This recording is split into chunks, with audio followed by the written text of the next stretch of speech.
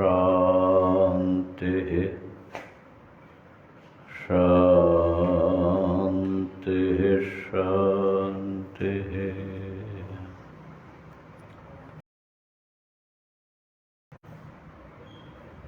शंकरं शंकराचार्यं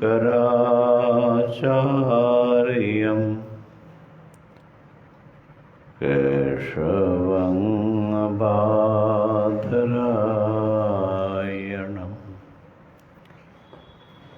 सूत्रभाष्यकृतो वन्दे भगवन्तो पुनः पुनः। ईश्वरो गुरुरात्मेति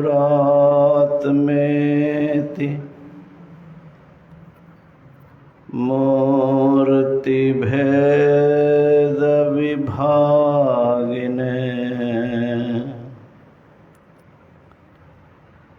व्योमवद्व्याप्तदेहाय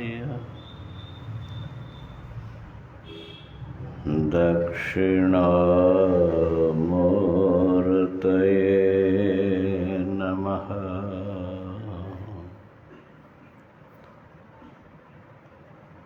ॐ शान्तिः शान्तिः शान्तिः।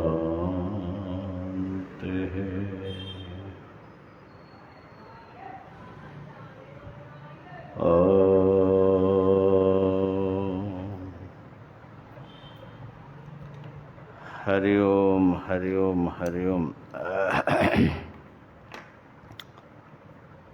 हम लोग विवेक चूड़ामणि का ओम नमो नारायण। स्वामी जी का क्या परिचय है? अच्छा अच्छा, अभी आपके साथ आए? निगमानंद नाम है आपका? अच्छा, और नाम? सत्यानंद शंकरानंद। ठीक।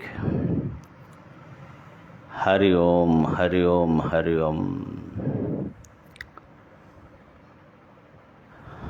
भगवान शंकराचार्य जी के द्वारा विरचित विवेक चूड़ामणि ग्रंथ का हम लोग स्वाध्याय कर रहे हैं। इसमें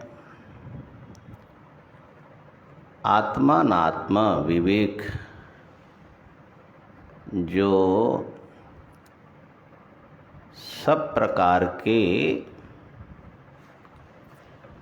विवेकों में चरम विवेक हैं, उसका वर्णन किया गया। अर्थात हम अपने को अपने वास्तविक जो स्वरूप है उसको पहचान ले, अनात्मा से भिन्न करके आत्मा को जान ले, उसकी जो उपाय हैं, उसके प्रक्रिया हैं, उसका वर्णन किया गया है। क्योंकि आत्मा को ठीक से जानने से ही व्यक्ति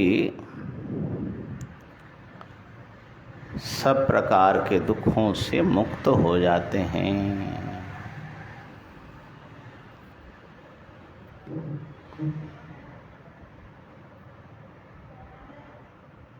तो विवेक शब्द का अर्थ क्या है?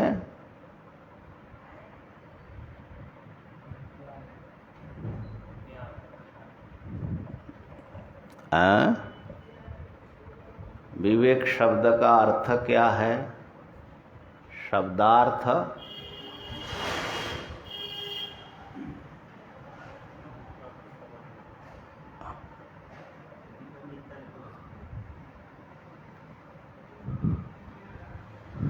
हमने पूछा विवेक शब्द का अर्थ। आप बता रहे हैं कि नित्य अनित्य वस्तु विवेक, वहाँ फिर विवेक आ गया। हाँ, माइक में बोलो। विशेष रूप से विवेक करने का जो क्या है?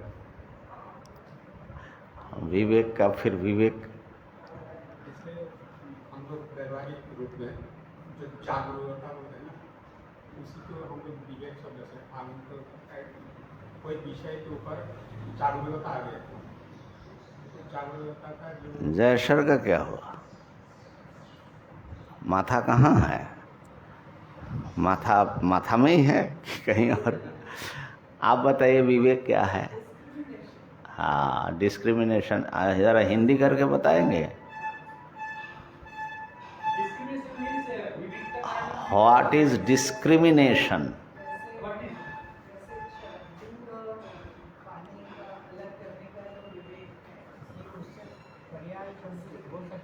हाँ जी, पर्यायी तो पूछा। पृथक करना, भेदक ज्ञान, पृथक पृथक वस्तु को पहचानना। विवेक मतलब पृथकीकरण। कहीं पर भी दो वस्तु अगर मिला हुआ है और आपको इकट्ठे ज्ञान हो रहा है, दोनों में भेद नहीं मालूम पड़ रहा है, तो उसको बोलते हैं अविवेक ज्ञान। जैसे किसी रस्सी को आपने सर्प समझा, सांप, ये अविवेक है, क्योंकि सामने वस्तु जो है वो अलग और जो आपने समझा वो अलग। तो सांप और रस्सी का भ्रम में एकीकरण हो जाता है, तो सामने वाले वस्तु को आप सांप समझते, ये अविवेक है। और जब भ्रम टूटता है तब ओ नहीं ये सांप नहीं है, ये तो सांप से अलग ये रस्सी है, इसका नाम है विवेक ज्ञान। तो विवेक ज्ञान से ही भ्रम टूटता है, इतनी तो बात है। तो आत्मात्म विवेक, अभी जो हम लोगों को आत्मबोध है, ये मैं हूँ, ये अविवेक ज्ञान है, क्योंकि इसमें आत्मा के साथ देह आदि जो आत्मा नहीं है उसको मिश्रित करके, माने एकीकृत करके हम जान रहे हैं। इसी को वेदांत में टेक्निकली अध्यास कहा जाता है। इस भ्रम ज्ञान को एक करके दो भिन्न वस्तु को एक समझना, ये अध्यास है। यूं भी कह सकते हैं कि जो वस्तु जैसा है वैसा न समझ करके किसी और वस्तु के रूप में समझ लेना, ये अध्यास है, अविवेक है। तो इस समय जो हमें अपना बोध हो रहा है कि नहीं कि मैं हूं, बोध तो सबको हो रहा है। ये जो आत्मबोध है हमारा, ये अविवेक पूर्ण है, ये भ्रांत बोध है। और वेदांत शास्त्र की दृष्टि से ये आत्म विषयक जो भ्रांति है, ये हमारे समस्त दुखों का कारण है। ठीक है ना? इसलिए भाष्यकार ने अध्यास भाष्य में ये कहा कि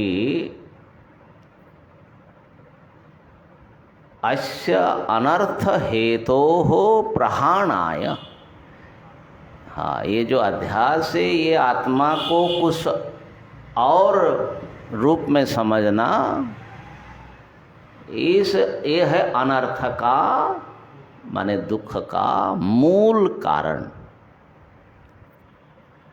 इसको प्रहाण करने के लिए इसको कैसे नष्ट करे और ऐसा मूल सहित नष्ट कर दे कि फिर हमें अपने विषय में कभी कोई भ्रांति न हो। वो तब होगा जब आत्मैकत्व विद्या प्रतिपत्तये, जब आत्मा एक अद्वितीय है इस रूप में ज्ञान होगा। अपना वास्तविक स्वरूप अद्वैत है।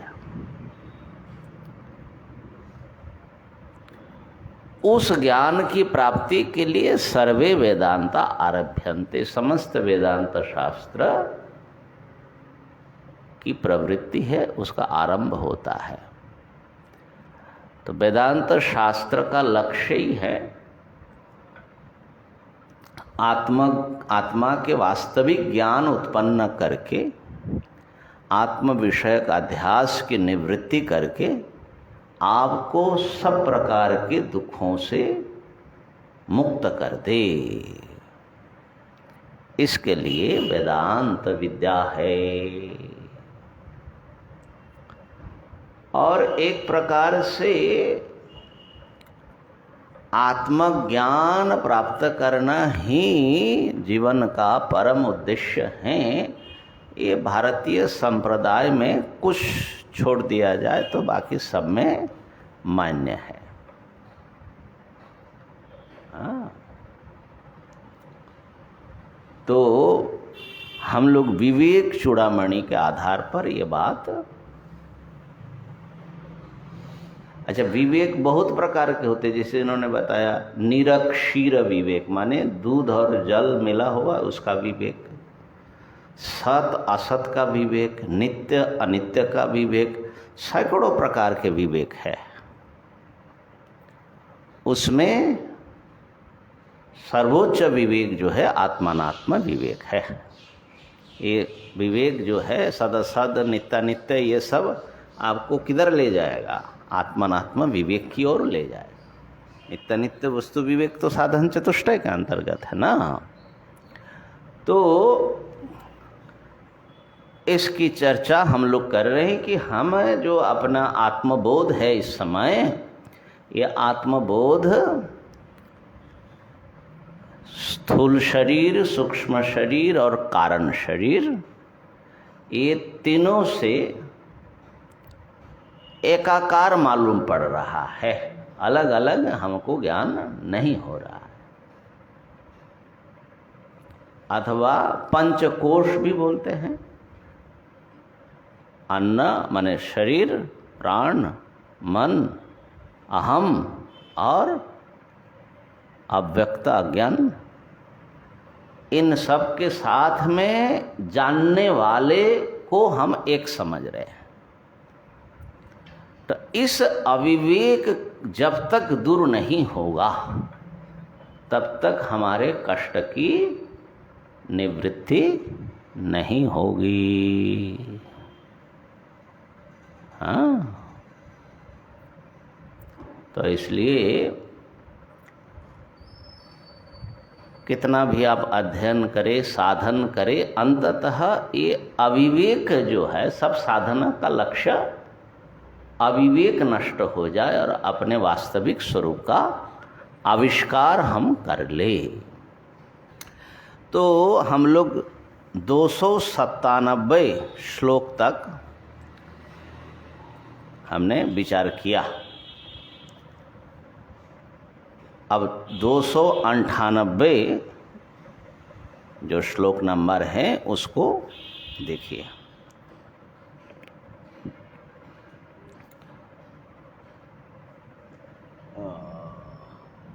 पानी रखा है। त्यजाभिमानं कुलगोत्र नाम माइक में बोलो। रूपाश्रमेष्वार्द्रशवाश्रितेषु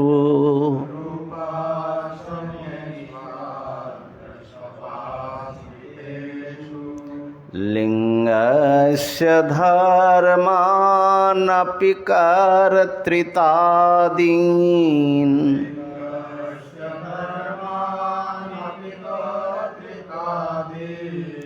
त्यक्त्वा भवाखण्डसुखस्वरूपः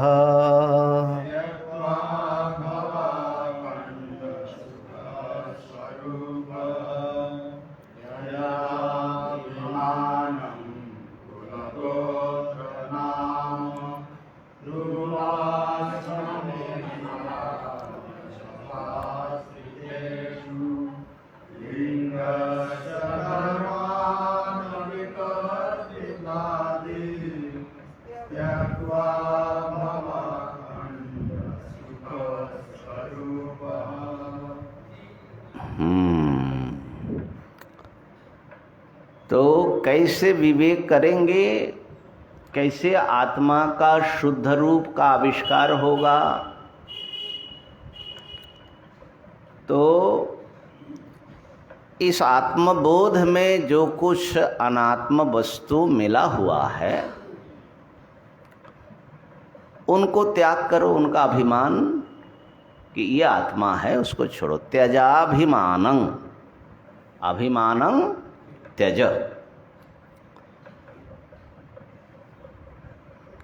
किस में अभिमान छोड़े, किसका अभिमान छोड़े? कहा कि कुल, गोत्र, नाम। पुस्तक चाहिए तो पुस्तक है बाबा, ये है। पुस्तक की क्या कमी है यहाँ? अरे डाउनलोड तो उसके ऊपर है। 298 होगा इसमें, उसमें से 97 हो सकता है। हाँ, तो कुल, गोत्र, नाम, रूप, आश्रमेषु, ये एक पद है एक साथ में। कुल, गोत्र, नाम, रूप और आश्रम में जो अभिमान है कि ये मेरा है, ये मेरा है, मैं ऐसा हूं, मैं उच्च कुल में जन्म लिया या निम्न कुल में जन्म लिया तो उसका अपना दुख अलग होता है। तो कुलाभिमान को छोड़ो।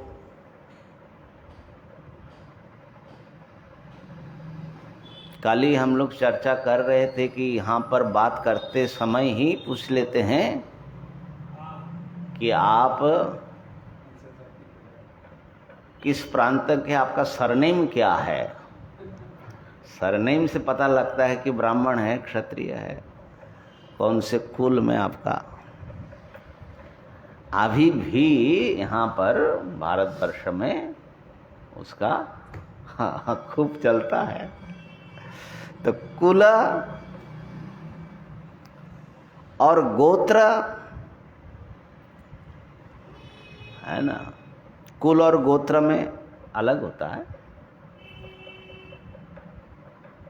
हम लोगों का किसी ऋषि के नाम से गोत्र परिचय होता है, भारद्वाज आदि गोत्र होता है ना। भारद्वाज है, शांडिल्य है, सबका होता है, ब्राह्मण के खाली नहीं है, शूद्रादि का भी सबके गोत्र होते। किसी ऋषि के नाम से एक कश्यप गोत्र होता है। हाँ, तो इधर बोलते हैं कि हराय गोराय कश्यप गोत्र। आपको एक ने सुनाया था, एक बिहारी था। हराय गोराय कश्यप गोत्र का मतलब होता है जब किसी को कुछ गोत्रोत्र पता ना चले तो बोलना कश्यप गोत्र, माने वो सही होगा। कश्यप से सब आया है ना, कश्यप के सब माने जाते हैं संतान। सब माने खाली मनुष्य नहीं, पशु पक्षी ये सब जो हैं कश्यप ऋषि से आए हैं। हाँ ये जो आप जो बोल रहे हैं काश्यप पुत्र, मतलब काश्यप ऋषि के शब्द से है। हाँ तो काश्यप ऋषि से जब ब्राह्मण, क्षत्रिय, वैश्य, शूद्र सब अलग अलग हमारे जातियां जो है, हाँ इन लोग को गोत्र अलग अलग है। कोई जैसे ब्राह्मण कुल का उनका अलग होता है, शूद्र या कोई क्षत्रिय, वैश्य। नहीं, ब्राह्मण में भी कश्यप पुत्र होते हैं। हाँ है, हाँ हाँ, लेकिन ठीक है। हमको बोलना है जो जब उनसे ही आए, काश्यप गोत्र से आए, तो यहाँ से ब्राह्मण को अलग गोत्र, और इसका मतलब उसका बहुत बड़ा कारण है, बड़ा साइंटिफिक कारण है। देखिए ऐसा है, एक तो गोत्र किसी विशिष्ट उस कुल में कोई विशेष महापुरुष के नाम से परिचित हो जाते हैं, ठीक है ना। अभी जैसे मान लीजिए व्यास जी से, मैंने अपना समझ व्यास जी को सब लोग मानते, द्वैतवादी अद्वैतवादी फलाना ठिकाना सब मानते हैं, ठीक है। लेकिन हम लोग शंकराचार्य जी को मानते अद्वैतवादी संप्रदाय में है। तो संप्रदाय भेद कहाँ से होगा? व्यास जी से नहीं होगा, यहाँ से। तो हमारा परिचय व्यास जी से हम अपना परिचय नहीं देते, ठीक है ना। अब फिर शंकराचार्य जी का भी हुआ तो फिर बोले कि हम जो हैं, हमारे स्वामी ब्रह्मलीन गुरुदेव स्वामी विष्णुपुरी जी महाराज का आश्रम, क्यों ये आश्रम तो उन्होंने संस्थापित किया, यूनिट किया, तो हमारा गोत्र समझ लीजिए अलग होगा कि नहीं होगा। तो अलग होने का मतलब इतना ही है कि एक परंपरा जो चली आ रही है उसमें आने नाना महापुरुष आ रहे हैं, तो किसके साथ हमारा विशेष संबंध है। ये तो एक चीज़ हुआ। दूसरा जो इम्पोर्टेंट चीज़ है यहाँ पर, ये सब शादी के लिए, विवाह के लिए ये बहुत महत्वपूर्ण हो जाता है। महात्माओं का व्यवहार नहीं है। तो विवाह करते समय सगोत्र में और सपिंड में शादी नहीं होती। समान गोत्र में शादी नहीं होगी, समान वर्ण या जाति होगी, लेकिन समान गोत्र में शादी नहीं होगी। और सपिंड, पिंड किसको बोलते हैं? ये जो पिता का 7 पुरुष और माँ का शायद 5 पुरुष, इनको बोलते सपिंड, माने जिनको पिंड तर्पण देना पड़ता है किसी व्यक्ति को। अपने से लेकर के 7 पुरुष तक ऊपर चले जाइए, तो उनके शाखा प्रशाखाओं में इसके साथ में शादी नहीं होगी। ये बहुत इम्पोर्टेंट चीज़ है, ये जेनेटिकली बहुत आवश्यक है। एक ही परिवार में अगर शादी करता जाएगा तो उसमें ये जो इंसान होगा उनका दिमाग और शरीर दोनों बेकार हो जाएगा। 10-20 पीढ़ी के बाद ख़त्म हो जाएगा। नया नया खून चाहिए। तो ये सब चीज़ें हैं, इन लोग ऋषियों ने बहुत पहले से ये सब समझा होगा, रिसर्च किया होगा। तो एक प्रथा, तो जो भी हो, तो गोत्र, कुल है, गोत्र है, और फिर नाम और रूप तो है ही हैं। नाम देवदत्त आदि जो अपना अपना नाम है, अपना जो रूप है, मनुष्य आदि हो, गोरा काला इत्यादि। और आश्रम, आश्रम का भी नाम लिया, मैं ब्रह्मचारी हूँ, गृहस्थ हूँ, सन्यासी हूँ, ऐसा। तो हम लोगों की परिचय जो है हम इन्हीं चीज़ों से देते हैं, समझते भी है। तो व्यवहार के लिए तो आपको ये परिचय ठीक है, लेकिन आत्मज्ञान के लिए ये सब छोड़ना पड़ता है।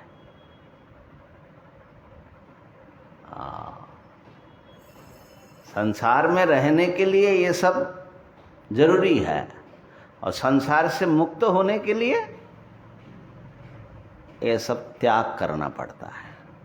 ये सब बाधक है, एक एक चीज साधना में बाधक बन जाएगा। तो इसीलिए कुलाभिमान, गोत्र अभिमान, नाम और रूप का अभिमान और आश्रम का अभिमान, ये त्याग करो, क्योंकि मिथ्या है, भ्रम है, ये वास्तविक नहीं है। कैसे भ्रम हो गया? कहा कि आर्द्र शवाश्रितेषु, ये जो शव है शरीर, स्थूल शरीर, ये शव है। शव किस अर्थ में है? ये तो जिंदा है। शव इस अर्थ में है कि जो आत्मा है ज्ञाता, वो स्थूल शरीर नहीं है। तो स्थूल शरीर क्या हो गया? चैतन्य शून्य है। तो जैसे डेड बॉडी पड़ा रहता है, उस समय स्थूल शरीर जो है कोई रेस्पॉन्स करता है, जानता है, देखता है, बोलता है? नहीं। क्यों? क्योंकि जो जानने वाला, देखने वाला, बोलने वाला था वो निकल गया। तो अभी कौन बोल रहा है इस समय? इस समय स्थूल शरीर बोल रहा है, ऐसा भ्रम हो रहा है। असल में इस समय भी वो डेड बॉडी है, लेकिन डेड बॉडी होते हुए भी अभी चूंकि चेतन स्वरूप जीव का यहाँ पर अवस्थान है, वो इससे काम ले रहा है, तो मालूम पड़ रहा है कि ये जिंदा है। ये असल में जिंदा नहीं है, जिंदा कोई और तत्व है। तो कहा कि शव में, ये शव हैं, उसमें आश्रित है ये कुल, गोत्र, नाम, रूप, आश्रम। तो जो शरीर को अपना या स्वयं का स्वरूप नहीं मानेगा, माने अहम मम नहीं करेगा, वो अपना ये मेरा ये कुल है, मेरे ये जाति है, मेरा ये जो है नाम है, ये सब जो है वो समझ नहीं सकता। ठीक है ना? और शव का विशेषण दिया आर्द्र, आर्द्र शव। ये जो है एक शव होता है, जैसे मर गया, अभी तक सूखा नहीं है, आर्द्र शव है, सड़ रहा है। और एक होता है कि एकदम सूख करके, एकदम सूख गया। तो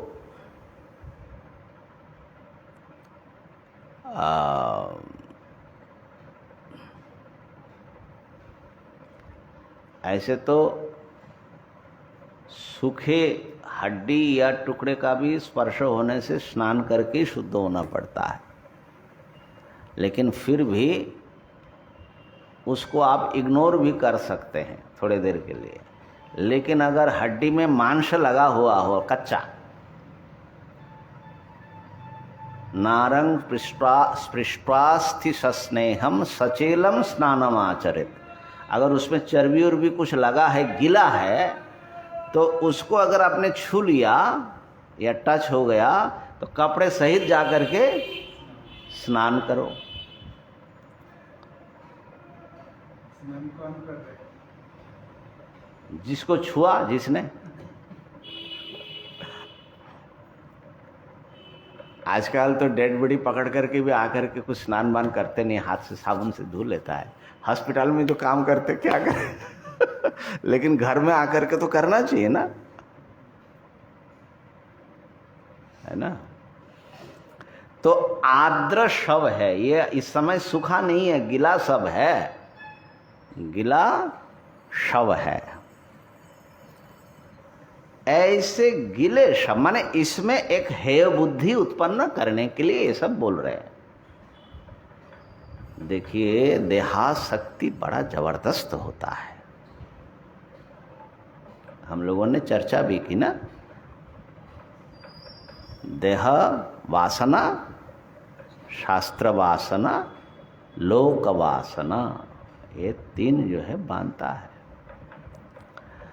तो एक कुल, गोत्र, नाम, रूप, आश्रम, इसको संक्षेप में कहे तो वर्ण और आश्रम का जो अभिमान है कि मैं फलाना हूं, और नाम रूप कि ये मैं हूं या मेरा, और मेरा नाम प्रणव चैतन्य है। ऐसा जो हम समझ रहे हैं ये भ्रम है। व्यवहार में काम होता है वो अलग चीज, लेकिन ये है संपूर्ण। आपका स्वरूप इसके साथ में, किसी के साथ में ये मिलता ही नहीं है, बिल्कुल अलग है।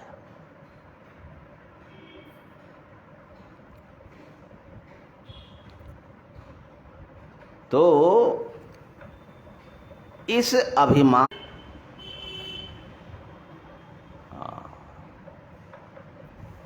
तो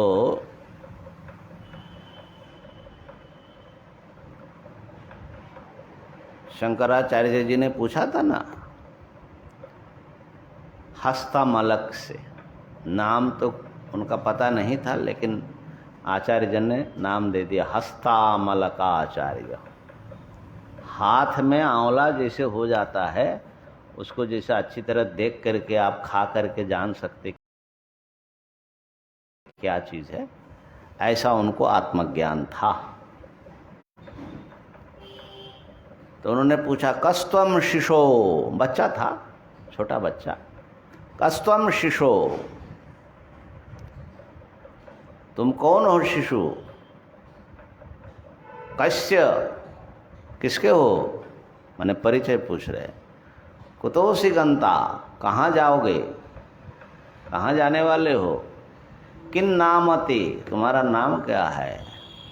त्वम कुतो आगतोसी, तुम कहाँ से आए हो? अब वो बच्चा जो है इतने दिन जो है माँ बाप से कोई बात ही नहीं किया, माने किसी से कोई बात नहीं करता था, जड़वत मानते थे लोग।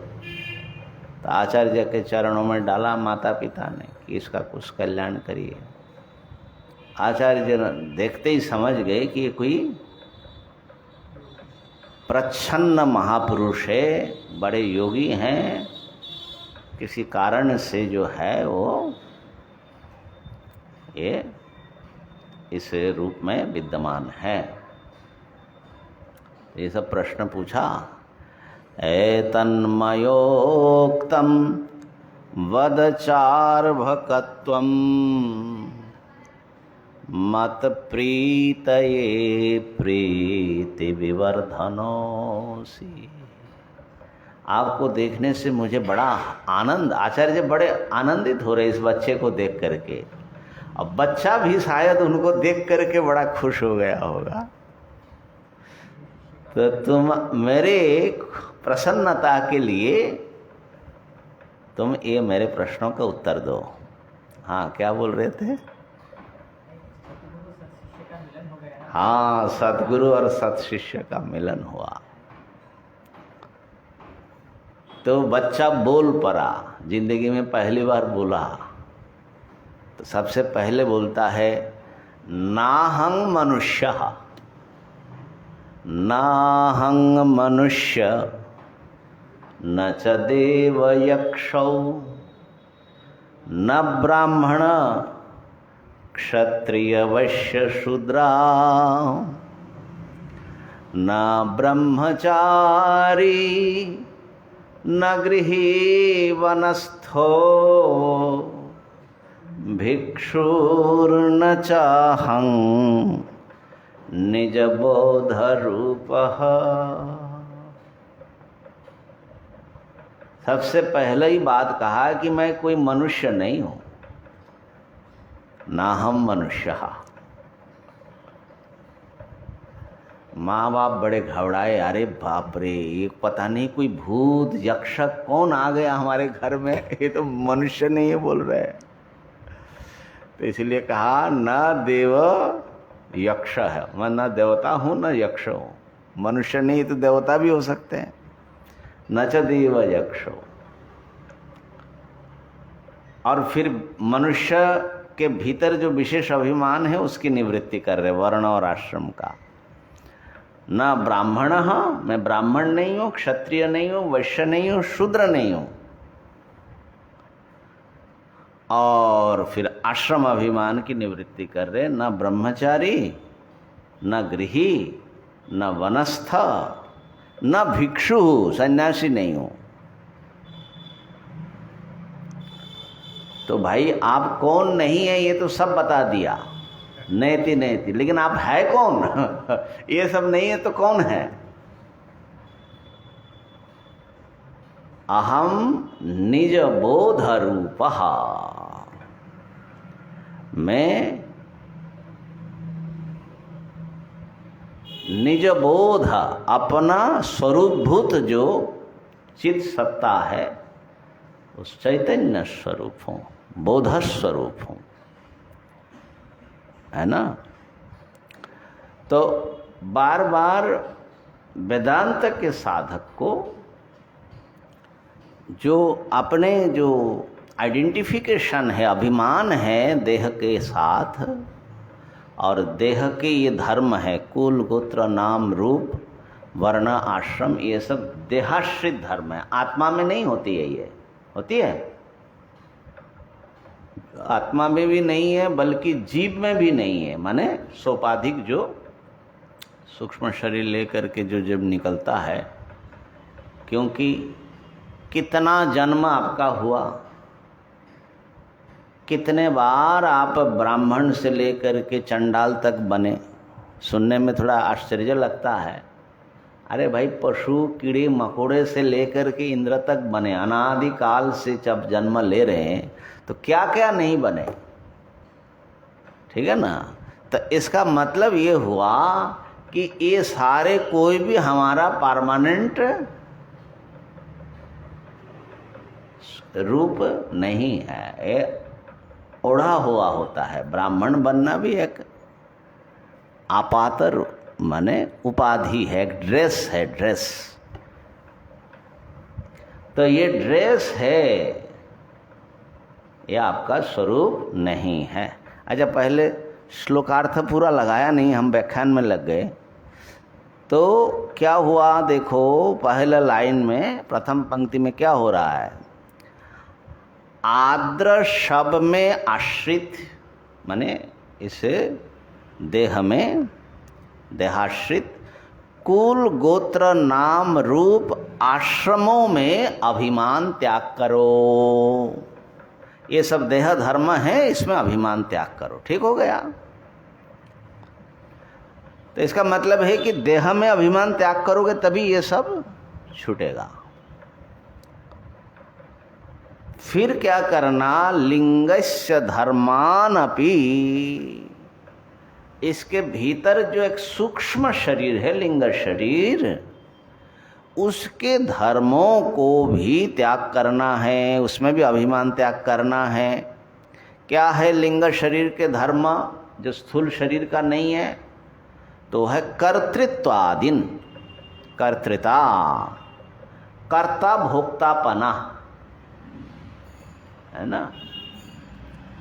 ये सब लिंग शरीर के धर्म है। अहम सुखी, अहम दुखी, ये आंतरिक वस्तुओं का अभिमान है। ठीक है, तो उसको भी त्याग करो। त्यक्त्वा, ये सब त्याग करके तो फिर कुछ रहेगा ही नहीं। मेरा स्वरूप बोले रहेगा, क्या रहेगा? भव अखंड सुख स्वरूप, अखंड सुख स्वरूप बनो। अखंड माने सतचित आनंद स्वरूप, अनंत अखंड सच्चिदानंद स्वरूप के रूप में अपने आप को देखो, जानो। तो ये तो पूरा श्लोकार्थ हुआ। तो इसमें जो है मुख्य बात क्या निकल कर के आई? स्थूल देह और उसके धर्म, सूक्ष्म देह और उसके धर्मों में अभिमान का त्याग करो। ठीक है ना।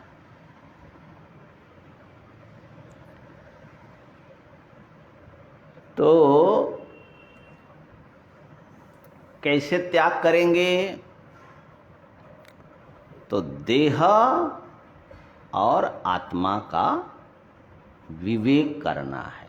माने ये दोनों अलग अलग है, इसको समझना है। जब आप अपने आत्मानुभूति में ध्यान से उसका अपने अंतर अनुभूति का विश्लेषण करेंगे, तभी जाकर के दोनों, देह अलग है और देह को जानने वाला, अनुभव करने वाला कि ये देह है या मेरा है, ये अलग है, ये तभी पता लगेगा ना। तो वेदांत की जो साधना है ये बड़ा लौकिक साधना है, लेकिन बड़ा अलौकिक है। लौकिक साधना इस अर्थ में कि देह का अनुभव हो रहा है, आपको सबको होता है, चाहे मैं रूप में हो या मेरा रूप में हो तो रहा है। तो यह अनुभव किसको हो रहा है? देह को हो रहा है कि देह से भिन्न कोई देह का अनुभव कर रहा है। तो ये जो है अपने अनुभूति को पकड़ करके ये विवेक करना है, खाली बुद्धि दौड़ाने से नहीं होगा। ये अपना जो अनुभव है, देह का अनुभव कर रहे कि नहीं कर रहे, है ना। आपाद तल मस्तकम, पूरे देह का अनुभव हो रहा है। तो देह का अनुभव देह कर रहा है कि कोई और कर रहा है? हैं? कैसे पता लगा आपको? माइक में बोलो। पदतल को तो मस्तक को पता नहीं है। देखो कि जो पदतल है उसका तो मस्तक कैसे पता नहीं है। हाँ, मस्तक को कम से कम पता है, जो पदतल ऐसा है, आँख से देख रहा है। अच्छा तर्क दिया भाई।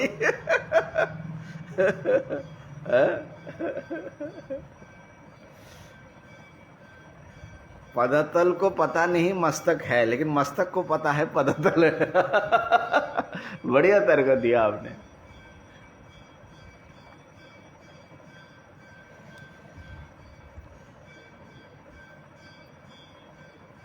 इससे अलग हो जाएगा कि नहीं?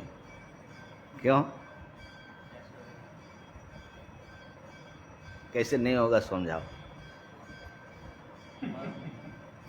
नहीं, पानी पी रहा हूँ। अभी तो मस्तक है, इसलिए आपको समझ में आ रहा है, पर जब आप सपना में चले जाते, सुषुप्ति में चले जाते, उसका विचार करने से तो तुम लोग को और दिए नहीं ना, आप दूसरी तरफ ले जा रहे हैं। उन्होंने कह रहे उनका जो पैर है, पैर को पता नहीं है मस्तक है क्या। वो तो शरीर का ही अवयव है ना, पूरा शरीर का बात कैसे करेंगे, ये प्रश्न है।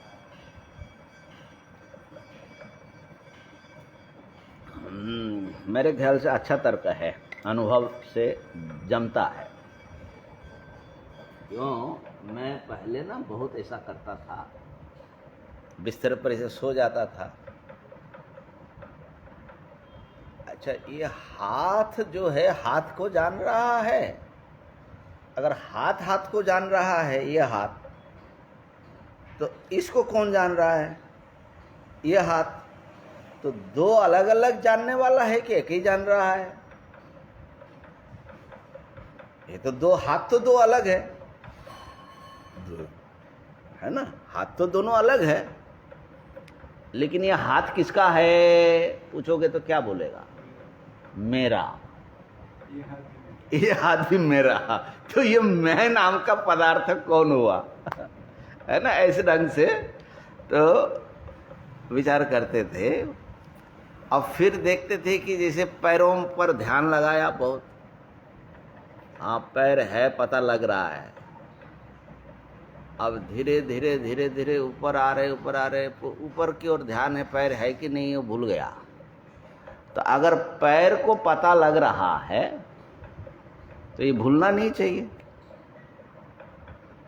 इस प्रकार से मैंने कहने का अर्थ ये है, इदम शरीरम कौन्तेय क्षेत्रमित्य अभिधीयते, ये शरीर क्षेत्र है। एतद यो व्यक्ति, इसको जो जानता है, इसको जो जानता है वो है क्षेत्रज्ञ। और शरीर ही अगर शरीर को जानता तो मुर्दा शरीर भी तो जानता है अपने आप को। तो यहां पर इसमें कौन सा वो महापुरुष बैठा हुआ है जिसके कारण इसे शरीर की इतनी महिमा हो रही है, और निकल जाने से ही राम नाम सत्य है। हाँ, तो इस प्रकार के विचार हम लोग करते ही रहते हैं। तो कुल गोत्र आश्रम वर्ण, इसका नाम रूप का अभिमान त्याग करने के लिए बार बार, यहाँ तो निधिध्यासन वाला है ना, तो इसलिए बार बार इस विचार को लाना पड़ता है। हाँ, छोटा प्रश्न मेरा। हाँ, इस श्लोक में जैसे बोला ब्राह्मण कुल गोत्र, इसको छोड़ने के लिए खास करके आप ब्राह्मण के बारे में बोला। हाँ, लेकिन पहला श्लोक में भगवान चंद्रदेव बोला जो नर जन्म, उसके बाद ही ब्राह्मण कुल में उत्पन्न होने का विशेष महत्व के बारे में बोला। इसके बारे में थोड़ा सा ना, वो तो ठीक है, उसमें विशेष महत्व बोला। माने देहाभिमान छोड़ने की बात है, देह छोड़ने की बात तो नहीं है ना। तो काम ही नहीं बने। कहने का अर्थ ये है कि कोई भी देह आत्मा नहीं है, लेकिन पशु देह मिल जाता तो ये सब विचार हम लोग कर पाते। तो देह का अपना महिमा है, अपना काम है, लेकिन आप कौन है? देह की महिमा अपना है कि नहीं? लेकिन आप कौन है? आप तो देह से बिल्कुल अलग है ना, उसको समझना जरूरी है। इसलिए हमने पहले ही कहा, संसार में व्यवहार करने के लिए ये सब उपयोगी है, लेकिन आत्मज्ञान के लिए ये सब के सब बाधक है, छोड़ना ही पड़ेगा। देखो ना, शंकराचार्य जी को अंतिम जो विश्वनाथ जी के पास आया तो चंडाल मिल गया, अथवा कहे कि चंडाल के वेश में भगवान शंकर आए और उनको उस अभिमान को छोड़ने के लिए प्रेरित किया। नहीं तो अभिमान कुछ अवशेष था ऐसा मालूम पड़ता है। अच्छा, तो ये ज्ञान किसको हो रहा है? इस बात को पकड़ना कि जानने वाला जो होता है वही आत्मा है, ज्ञाता ही आत्मा है। और वेदांत ये बताएगा कि सब देह में एक ही ज्ञाता है, वही ब्रह्म है, वही ईश्वर है।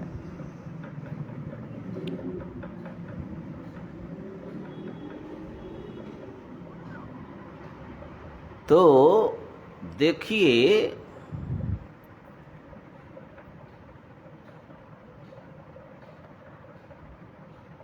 हम लोग जब अनुभव करते किसी न किसी रूप का अनुभव जब हम लोगों को होता है, हम जब आँख खुला हमने, तो हमारे सामने कुछ पदार्थ उपस्थित हुए, उसका अनुभव हुआ हमको। ठीक है ना? जैसे आप बैठे हैं, ये बैठे हैं, तो ये वस्तु जगत है। क्या है? वस्तु जगत है।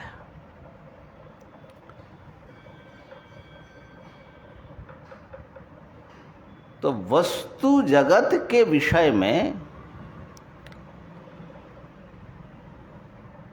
बहुत सारे प्रश्न उठते हैं और उसका समाधान खोजना पड़ता है।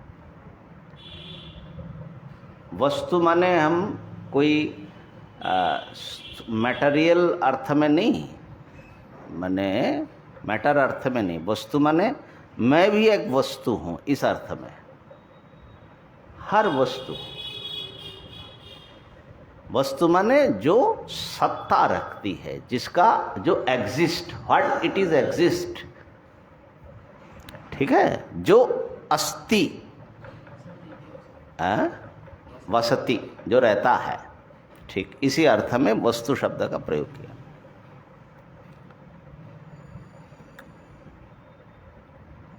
और वस्तु होने पर भी हम देखते हैं कि वस्तु का ज्ञान होना एक अलग चीज है ना।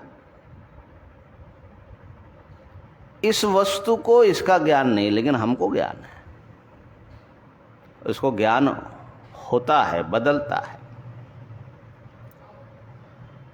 तो वस्तुओं का ज्ञान ये दूसरा चीज है, ठीक है।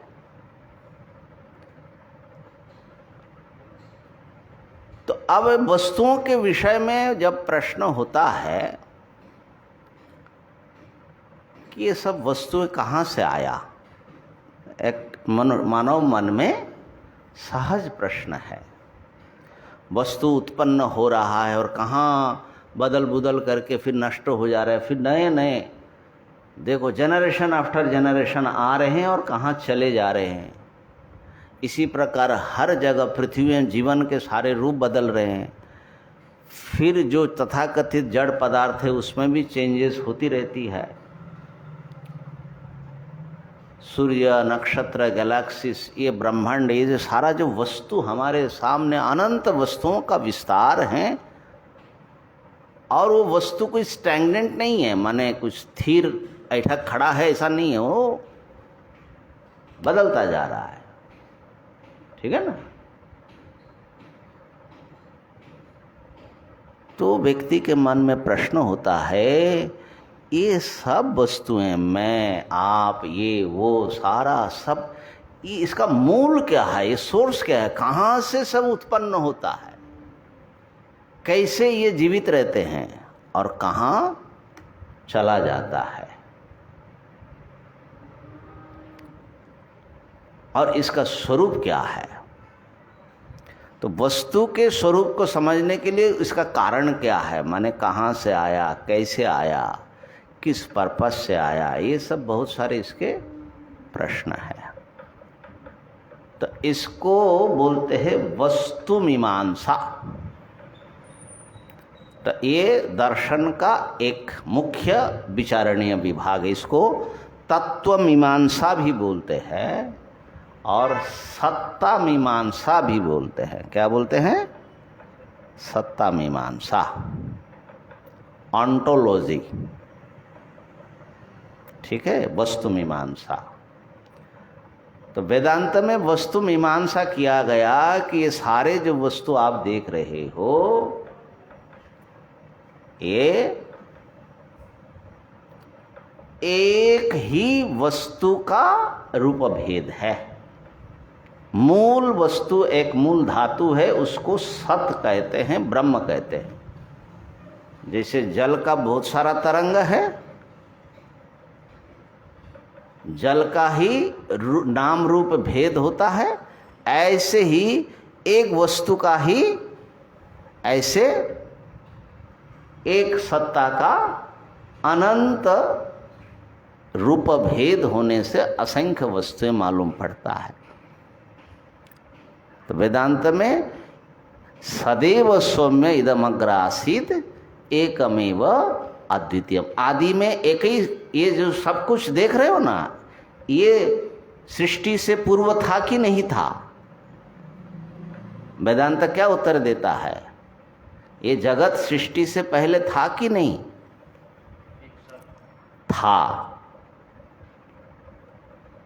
इदम सदैव आसीत्, ये सन्मात्र था, नहीं था ऐसी बात नहीं है। हाँ, अभी जो सत सत सब अलग अलग सत मालूम पड़ रहा है, ये अलगाव, भेद नहीं था, ठीक है ना। तो ये सत्ता मीमांसा, इसको बोलते सत्ता मीमांसा। अब इस सत्ता मीमांसा की दृष्टि से विचार करें तो मैं भी तो एक सत्ता हूं, है कि नहीं? तो मेरी सत्ता जो है कहाँ से आया, किन कारणों से आया, किन पर टिका हुआ है। मैं हूं किस की वजह से हूं। नहीं समझे बात को। जैसे ये वस्त्र हैं तो वो धागा इसके भीतर कारण के रूप में इसको सपोर्ट दे रहे हैं, तब तो ये वस्त्र होगा ना। तो मैं हूं, मैं अपने बलबूते पर हूं कि नहीं। भ्रम हो जाता है हम लोगों को कि मैं हूं और मेरा होना जो है स्वतः सिद्ध है, और जो है मैं बहुत कुछ और चाहे तो कर सकता हूं। कर तो सकते हो, लेकिन तुम अपने को नहीं कर सकते हो। हैं? आपने अपने को बनाया क्या? नहीं बना सकते। अपने को जिंदा रख रहे हो? नहीं। अब कितना भी क्रिया कर लीजिए, सारे क्रियाओं का आधार पहले आपको होना पड़ेगा। आप होंगे, कम से कम लौकिक भाषा, आप जिंदा होंगे तब तो कुछ करेंगे। जानना भी आपको संभव नहीं होगा अगर आपकी सत्ता नहीं रहेगी तो। ठीक है। तो सत्ता जो है, एक दृष्टि से हम कहते हैं कि हमारे सारे क्रियाकलाप, हमारा जो ज्ञान है, कितना कुछ हम जान रहे हैं। और कितना जानना है, दिमाग फट भी सकता है भैया, हाँ। लेकिन दिमाग फटे ना फटे ये सब सेकेंडरी हैं। तुम्हारा होना जो है वो फंडामेंटल है। You exist, that is fundamental.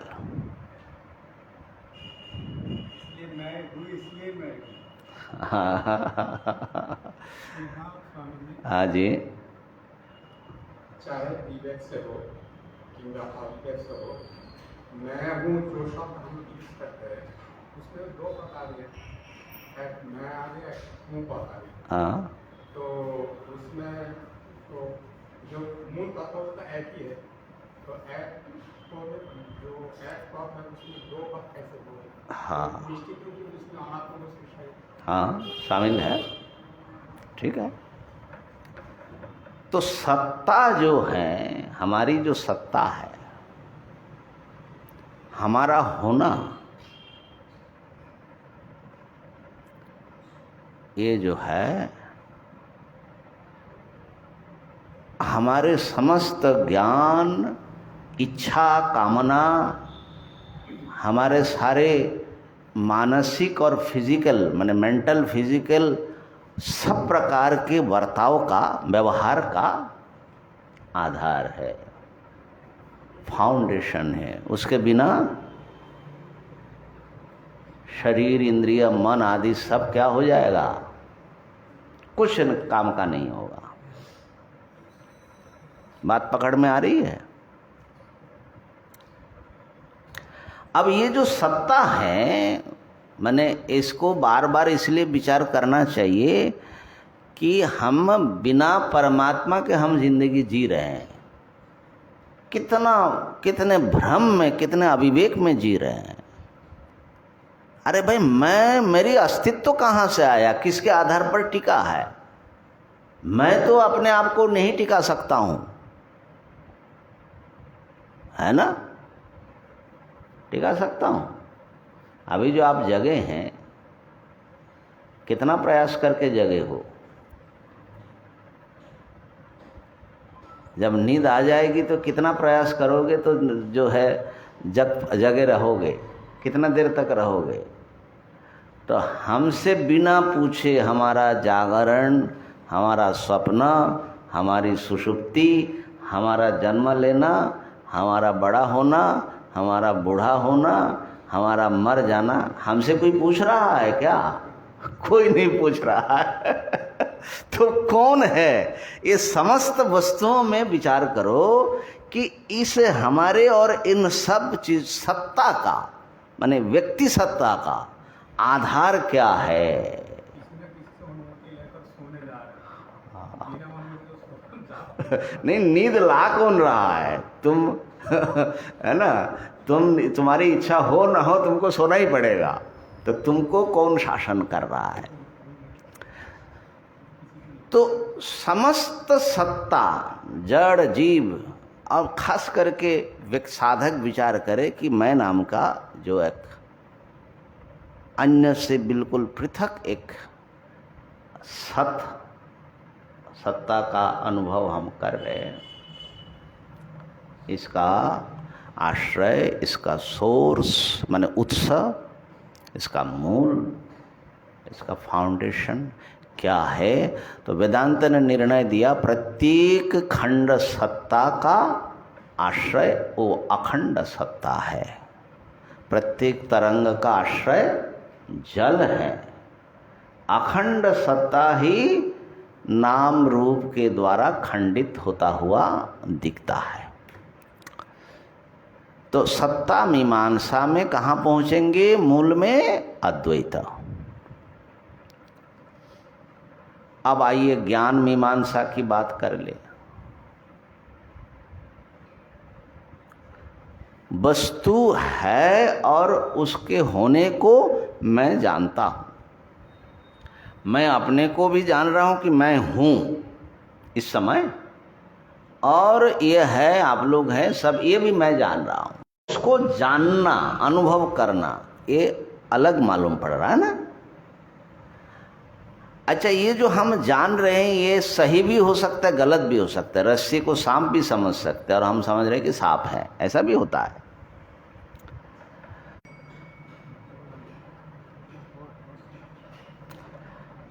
तो ये ज्ञान जो हो रहा है, हम क्या देख रहे हैं? ज्ञान, ये जड़ पदार्थों में ज्ञान, इनको ज्ञान है, ये जानता है, ऐसा तो लगता नहीं है। तो यहां पर शरीरधारियों में ज्ञान नाम का एक तत्व का आविर्भाव हुआ।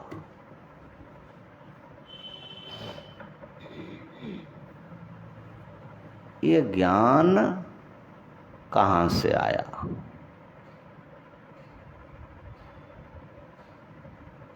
ज्ञान का स्वरूप क्या है? ज्ञान किन इंस्ट्रूमेंट से, किन साधनों से होता है? इसको ज्ञान मीमांसा या प्रमाण मीमांसा बोलते हैं। अंग्रेजी में एपिस्टोमोलॉजी, एपिस्टोमोलॉजी, ज्ञान मीमांसा। तो प्रत्येक दर्शन शास्त्र, विचार शास्त्र दो भाग में, उसका दो शाखा हो जाती है, ऑन्टोलॉजी, एपिस्टोमोलॉजी। वस्तु मीमांसा या तत्व मीमांसा, सत्ता मीमांसा, और ज्ञान या प्रमाण मीमांसा। ठीक है? प्रमाण कितने हैं? प्रमाण कब प्रमाण होता है, कब भ्रम हो जाता है, फिर भ्रम कैसे होता है, उसको लेकर बहुत सारा विचार चलता है ना। अध्यास, हम लोग हमको भ्रम क्यों हो गया? ठीक है? ये सब जो आएगा ज्ञान मीमांसा के अंतर्गत आएगा। लेकिन मुख्य प्रश्न ये हुआ कि आखिर ज्ञान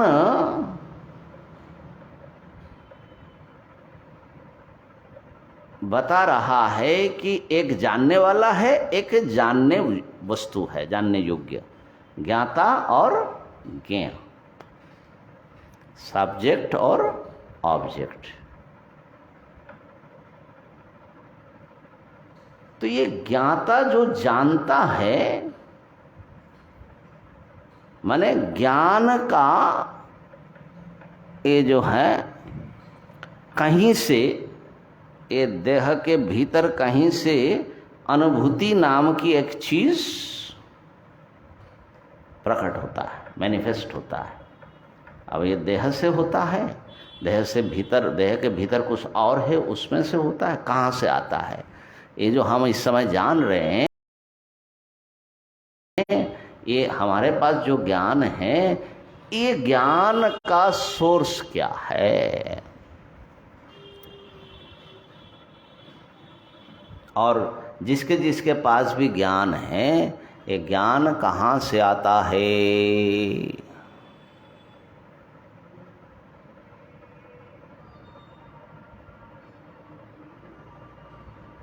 तो विचार करके देखा गया कि ज्ञान जो है, समस्त ज्ञान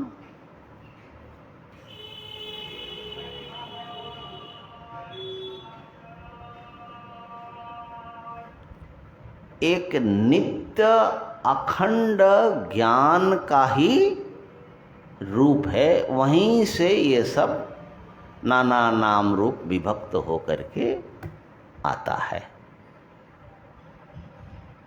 उस नित्य अखंड ज्ञान को आत्मा कहा जाता है।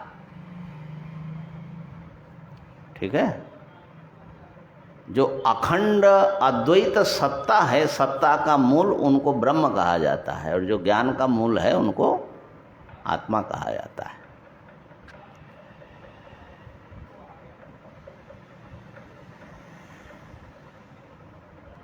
ज्ञान किसको होता है? शरीर को होता है। अभी जो हम देख रहे हैं, आँख को ज्ञान होता है कि आँख के भीतर हमारा जो मन है उसको ज्ञान होता है, कि मन के भीतर भी मन को देखने वाला भी कोई और है, उसको ज्ञान होता है। ज्ञान किसको होता है? तो जब विचार करेंगे तो आप देखेंगे कि आपका ज्ञान जो बदल रहा है नित्य निरंतर, कुछ ना कुछ अनुभव होता है, जागृत में एक, स्वप्न में एक, सुषुप्ति में एक, लेकिन ये सारे अनुभूतियों को गूंथ करके रखने वाला एक नित्य चैतन्य स्वरूप ज्ञान विद्यमान है ना। ये सब चर्चा हुई।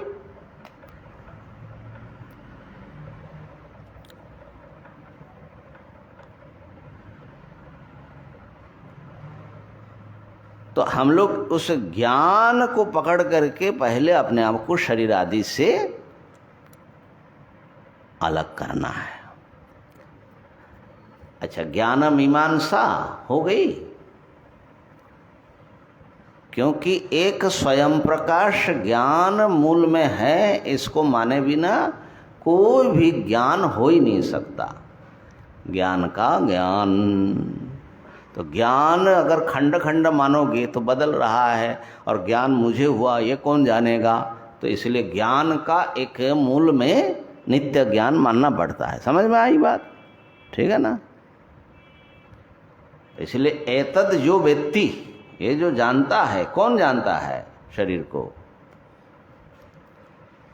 जानता है। कोई ऐसे पदार्थ हैं जिसका स्वरूप ही ज्ञान स्वरूप है।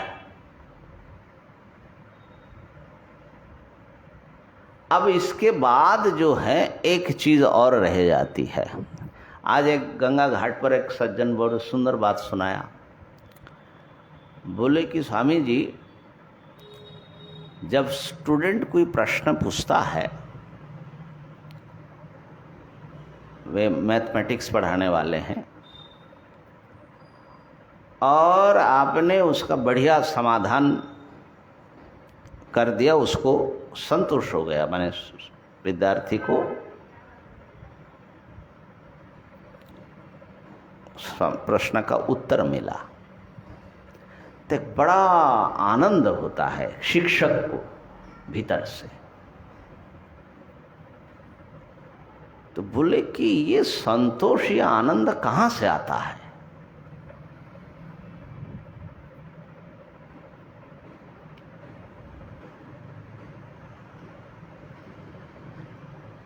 यह आनंद जो हम लोगों के भीतर कभी कभी आ जाता है, वो कहाँ से आता है? तो विचार करके देखोगे, जहाँ से सब सत्ता आ रही है, जहाँ से सब ज्ञान इस दुनिया में आ रहा है, और वहीं से ये आनंद भी आता है। यही सच्चित आनंद हुआ। ठीक है, सच्चिदानंद। एक कोई चीज हमारे और सारे दुनिया के भीतर विद्यमान है और वो अनंत हैं, सर्वज्ञ हैं, सर्वशक्तिमान हैं। वो नित्य निरंतर अनंत वस्तुओं को उत्पन्न कर रहे हैं, ज्ञान उत्पन्न कर रहे हैं और आनंद के लहरें सबके भीतर, आनंद और प्रेम सब फुट रहा है।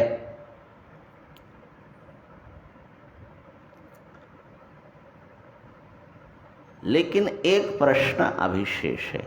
12 हो गया? हाँ, लगभग हो गया। तो एक प्रश्न शेष है, फटाफट। ये विचार थोड़ा सा अलग, लेकिन पूरे एक आपकी सोच जो है बड़ा करने के लिए बता रहा हूँ। अच्छा ठीक है, सत्ता मीमांसा की बात हो गई, एक अद्वैत सत। ज्ञान मीमांसा भी हो गई कि एक ही चैतन्य तत्व है। आनंद मीमांसा हो गई और सच्चित आनंद विचार करने पर, क्योंकि सत अगर स्वयं चिद्रूप नहीं होगा तो सत को कोई चित्त बना नहीं सकता, और चित्त अगर सत से रहित होगा तो असत माना जाएगा। तो वहाँ पर सत, चित्त और आनंद एक अखंड होता है। सुना हमने, सुन लिया। अब मुझे करना क्या है? मुझे करना क्या है या किसी भी मनुष्य को करना क्या है? आचार मीमांसा। इसको आचार मीमांसा बोलते हैं। आचार मीमांसा का अर्थ होता है गोल क्या है, लक्ष्य क्या है और उसकी पथ क्या है, उसका वहाँ तक पहुँचने का साध्य और साधन की मीमांसा। इसको कर्म मीमांसा, कर्तव्य मीमांसा आदि आदि शब्द से भी कहा जाता है। ठीक है, इसको बोलते हैं आचार मीमांसा या नीति शास्त्र, उसका विषय होता है।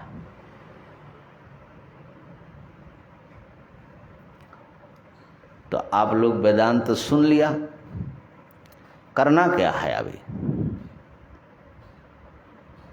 आचार मीमांसा।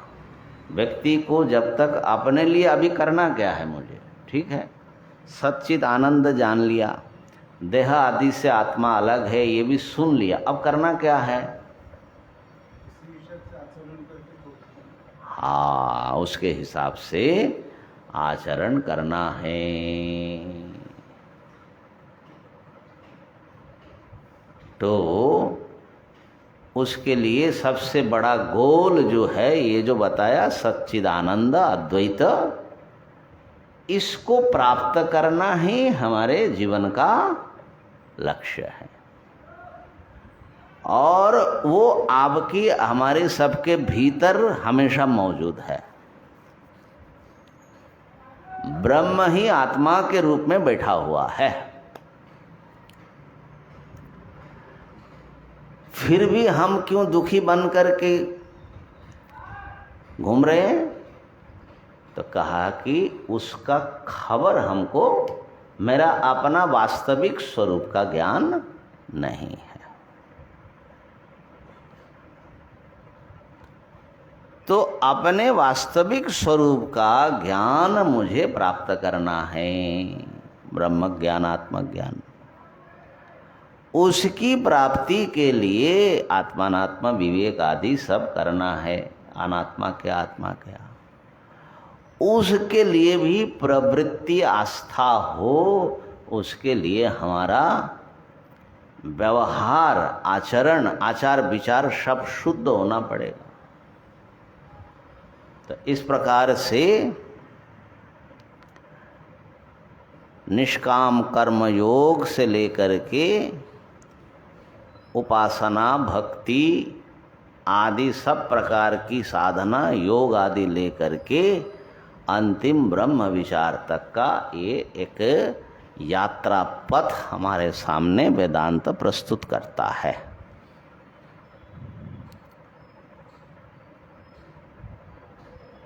तो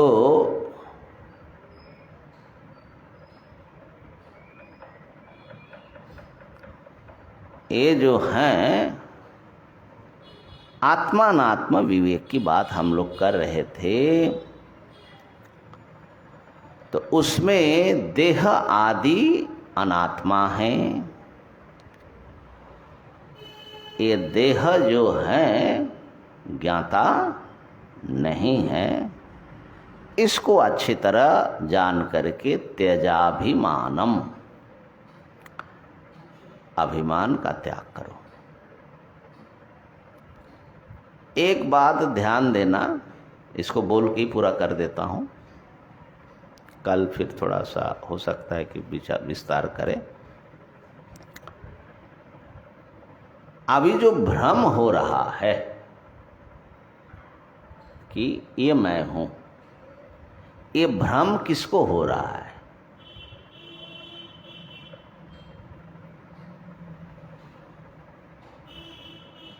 और ज्ञान किसको होगा? विवेक ज्ञान किसको होगा? अभी जो भ्रम में पड़ा है, भ्रांति, ये भी अज्ञान है। रस्सी को सर्प भी देखना, तो कोई तो देखेगा कि नहीं देखेगा? देखेगा। तो मैं ये हूं, ये भ्रम किसको हो रहा है? हैं? आत्मा को ही भ्रम हो रहा है। और आत्मा कौन है? ब्रह्म ही आत्मा है। अब ब्रह्म माने भगवान, तो भ्रम किसको हो रहा है? ये सुनने से लोग बड़ा घबराते हैं। भाई ब्रह्म वेदांत में अंत, कम से कम वेदांत के हिसाब से हम कई बार सुनाते हैं। यहाँ एक पंडित जी थे, तो पंडित जी सुनाते थे, बोले कि हमारे गुरुजी ने एक बार पूछा, पारसनाथ जी शायद, तो शरीर चला गया ना, तो उन्होंने सुनाया, उनके गुरुजी ने एक दिन पूछा, बोले अच्छा बता सकते हो, तुम लोग वेदांत पढ़ते हो, इस संसार में सबसे बड़ा मूर्ख कौन है? बोले कि हम लोग सब हैरान में पड़ गए, सबसे बड़ा मूर्ख, अब ये कैसे बताएं? सबसे बड़ा मूर्ख कौन है? कालिदास ने कहा ना कि मूर्ख कौन है? ओ जो दो व्यक्ति बात कर रहे उसके बीच में घुसता है, वो भी मूर्ख है बोलते हैं। बिना परमिशन लिए एकदम घुस जाते हैं कुछ लोग, है ना। और ये भी माना जाता है कि जो पेड़ की डाली में बैठा है और आगे की तरफ बैठा है और गोड़ा काट रहा है, कालिदास ने ऐसा किया था, सुनते, वो भी महामूर्ख है। ऐसे सब महामूर्ख सब इन लोगों ने जो पढ़ा था वो सब बता रहे। बोले तुम लोग कुछ नहीं जानते हो। बोले तुम्हारा ब्रह्म ही सबसे बड़ा मूर्ख है। अरे गुरुजी ब्रह्म सबसे बड़ा मूर्ख है, ये कैसे बता रहे हैं आप? कहा कि अच्छा बताओ ब्रह्म ही जीव है कि नहीं? बोले हाँ। और अज्ञानी कौन है? जीव। तो अज्ञानी कौन हुआ? ब्रह्म ही अज्ञानी हुआ ना। तो सबसे बड़ा मूर्ख कौन हुआ? आश्रयत्व विषयत्व भागिनी निर्विभाग चितिरेव केवला। तो महाराज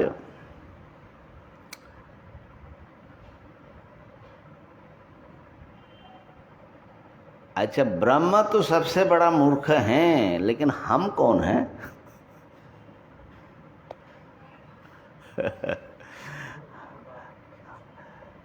तो ऐसा है,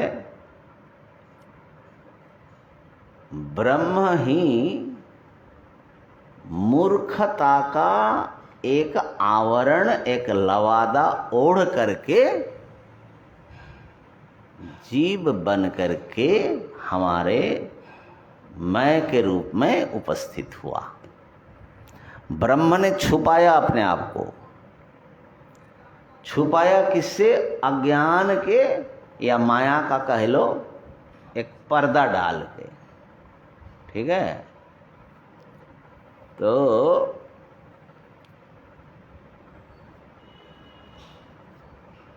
अब ये लुका छुपी खेला है।